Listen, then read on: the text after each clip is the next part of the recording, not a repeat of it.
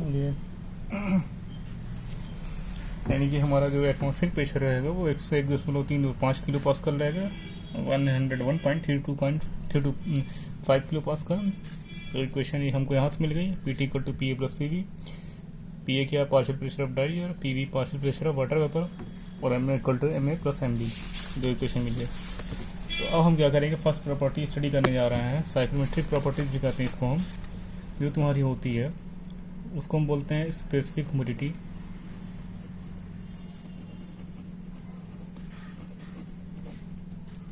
और absolute humidity,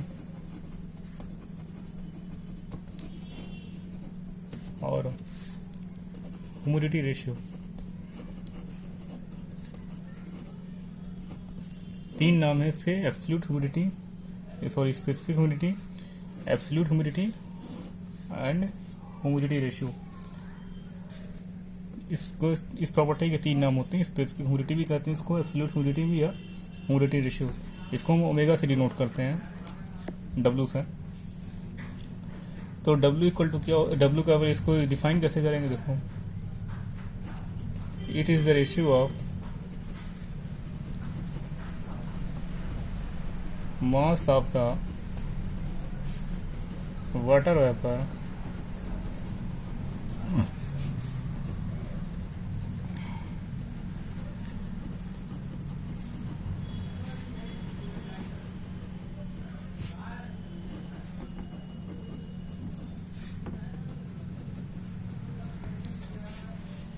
it is the ratio of mass of the water vapor to the mass of dry air at the same temperature and volume।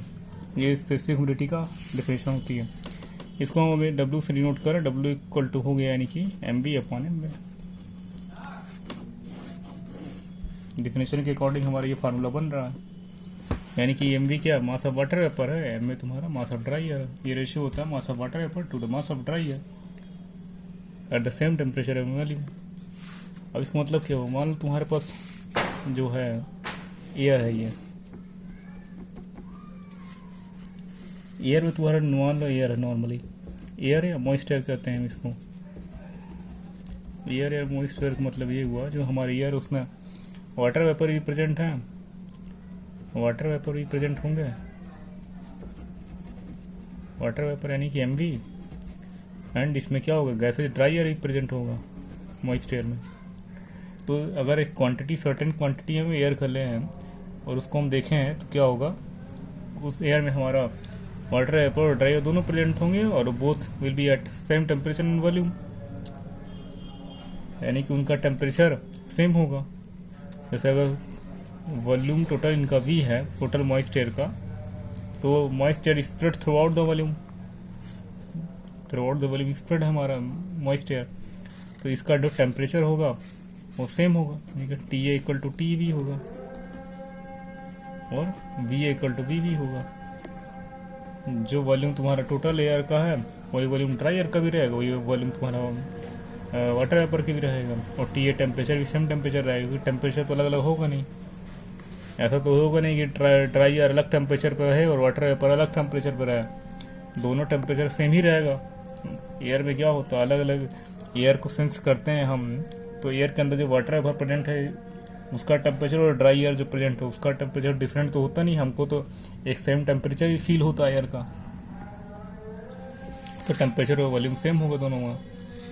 तो जो हमारा जो water vapour है उसको हम ideal gas की तरह ट्रीट करते हैं, और ड्राई एयर हमारा आइडियल गैस तो है ही है, एयर जो होता है वो आइडियल गैस होता है, क्योंकि air can be treated as an ideal gas, क्योंकि ये आइडियल गैस की तरह बिहेव करता है।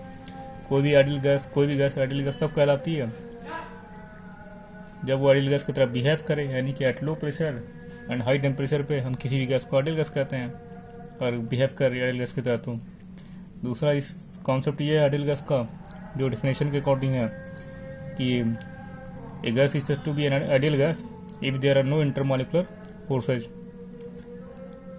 यानी कोई भी इंटरमॉलिक्यूलर फोर्सेज नहीं है मॉलिक्यूल्स के बीच में गैसेस की, या निग्लिजिबल है, तो हम कहते हैं वो गैस हमारी आइडियल गैस है।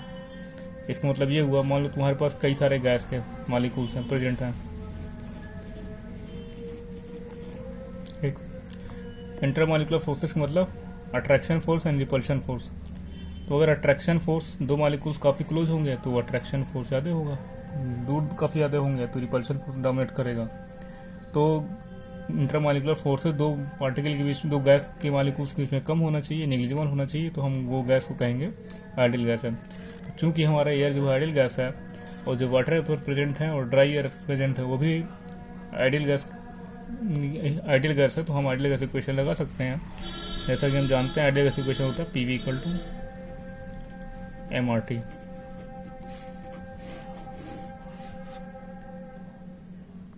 यानी कि वाटर वेपर के लिए और ड्राई एयर के लिए, दोनों के लिए हम आइडियल गैस इक्वेशन अप्लाई कर सकते हैं। PV = mRT।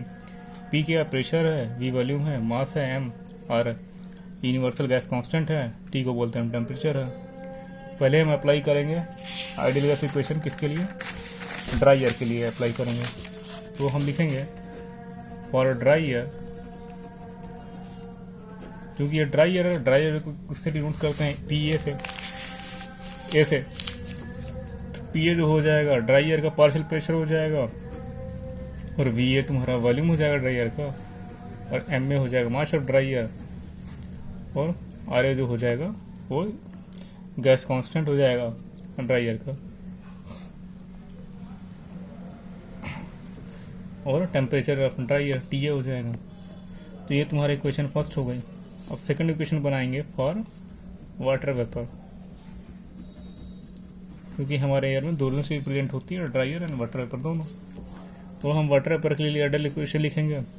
वाटर वेपर, जैसे वाटर वेपर हम कह रहे हैं, ये मत समझना कि ये वाटर है फिर हम क्यों अप्लाई कर रहे हैं ideal gas equation, water vapour है तो। क्योंकि लिक्विड के लिए हम तो गैस में आइडियल गैस इक्वेशन अप्लाई नहीं करते हैं PV = mRT, केवल हम गैस के लिए अप्लाई करते हैं PV = mRT। तो यहाँ वाटर वेपर जो है, जो हम रेफ्रिजरेशन में स्टडी करते हैं, वो काफ़ी उसका प्रेशर लो होता है, और चूँकि वेपर स्टेट में है और प्रेशर काफ़ी लो है, तो आइडियल गैस का जो कैरेक्टरिस्टिक्स होता है, वो बिहेवियर जो आइडियल गैस का होता है वो शो करता है वाटर वेपर हमारा। यानी कि प्रेशर लो होता है, तो लो प्रेशर हाई टेम्परेचर पे हम किसी भी गैस को आइडियल गैस ट्रीट कर सकते हैं, और आइडियल गैस इक्वेशन हम अप्लाई कर सकते हैं उसके लिए। तो PV = mV RV × T। PV क्या है हमारा पार्शियल प्रेशर वाटर वेपर का, V है हमारा पार्शियल प्रेशर कोई वॉल्यूम है वाटर वेपर का, MV मास है वाटर वेपर का, RV गैस कांस्टेंट है वाटर का, और TV तुम्हारा टेम्परेचर है वाटर वेपर का। इक्वेशन 2 मान लो इसको। अब देखो फर्स्ट इसके पहले जो हम लिखवाए थे कि जो टेम्परेचर होता है और वॉल्यूम जो होता है दोनों का सेम होता है, VA = VV and TA = TV। क्योंकि जो हमारी एयर में ड्राई एयर प्रेजेंट है और वाटर वेपर प्रेजेंट है, दोनों का टेम्परेचर और वॉल्यूम सेम होगा। क्योंकि अलग अलग टेम्परेचर तो होता नहीं है कि ड्राई एयर का अलग है वाटर वेपर का अलग है, तो अगर टेम्परेचर डिफरेंट होगा तो हम लोग को सेंस करना, जो हम लोग जो एयर का टेम्परेचर जो सेंस करते हैं वो भी डिफरेंट होना चाहिए तब, मगर एक ही टेम्परेचर फील होता है हमको, तो दोनों का टेम्परेचर वॉल्यूम सेम होगा। तो अगर हम इक्वेशन 2/1 करें, इक्वेशन 2/1, तो हम देखेंगे PV VV upon PA VA MA RA sorry MV RV PV upon MA RA TA, ये आएगा। क्योंकि वॉल्यूम सेम है तो VV कैंसिल हो जाएगा, टेम्परेचर भी सेम है तो TV TA कैंसिल हो जाएगा, बचा PV/PA। और उधर क्या बचा राइट साइड में, MV/MA इंटू RV/RA। अब देखो MV/MA को क्या बोले थे हम, एब्सोल्यूट ह्यूमिडिटी बोले थे W। तो हम क्या लिख सकते हैं, MV/MA के जगह पे W लिख सकते हैं, यानी कि स्पेसिफिक ह्यूमिडिटी, और इंटू RV/RA, और यहाँ क्या बचेगा PV/PA। ठीक, अब एक चीज़ हम देखेंगे RV और RA क्या होता है। PV = nRT,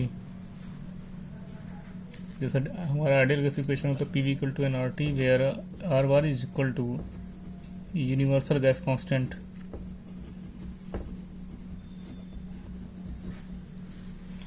universal gas constant इसकी वैल्यू होगी R bar equal to 8.314 kilo joule per kilo mole kelvin. यानी कि इसकी वैल्यू जो होती है फिक्स होती है, वेरी नहीं करती है हर गैस के लिए। 8.314 kilo joule per kilo mole kelvin. कोई सी भी गैस हो, ऑक्सीजन हो, नाइट्रोजन हो, कार्बन डाइऑक्साइड हो, तो ये जो यूनिवर्सल गैस कांस्टेंट होता है आर बार वो सेम होता है। इसकी वैल्यू होती है 8.314 kilo joule per kilo mole kelvin.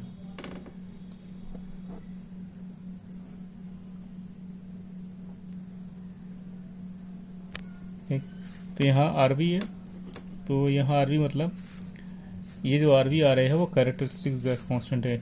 इसका फार्मूला होता है R B equal to R bar upon molecular weight of water vapour and R equal to R upon molecular weight of air. तो R bar की जहाँ पे हम लिखेंगे 8.314, वो molecular weight of water vapour, यानी कि वाटर का मॉलिकुलर वेट कितना 18 होता है, तो 18 लिखेंगे, और यहाँ एयर का मॉलिकुलर वेट 29 होता है। तो इस फार्मूले वैल्यू पुट करते हैं तो आता है W equal to 0.622 PV upon P है। और चूँकि हम शुरू में बताया था कि PT की वैल्यू होती है जो PA प्लस PV होती है, तो हम क्या कर सकते हैं PA के जगह पे PT माइनस PV लिख सकते हैं। 0.622 PV अपन PT माइनस PV। तो ये फार्मूला है हमारा, इस फार्मूले की हेल्प से क्वेश्चन सॉल्व होंगे। तो यानी कि 0.622 PV क्या है हमारा, partial pressure of water vapour है। PV यहाँ भी partial pressure of water vapour है। PT क्या है, एटमॉस्फेरिक प्रेशर। इसकी वैल्यू कितनी होती है 101.325 किलो पास्कल। यानी कि एक चीज़ हम देख रहे हैं कि 0.622 क्या है, कांस्टेंट है ये तो, और PT भी क्या है, कांस्टेंट है। तो ओमेगा किस पे डिपेंड कर रहा है, PV पे। तो ओमेगा फंक्शन होता है PV का, यानी कि partial pressure of water vapour. Omega partial omega जो है डिपेंड करता है partial pressure of water vapour पे, ठीक। तो ओमेगा हमको सिग्निफाई करता है, यानी कि बताता है कि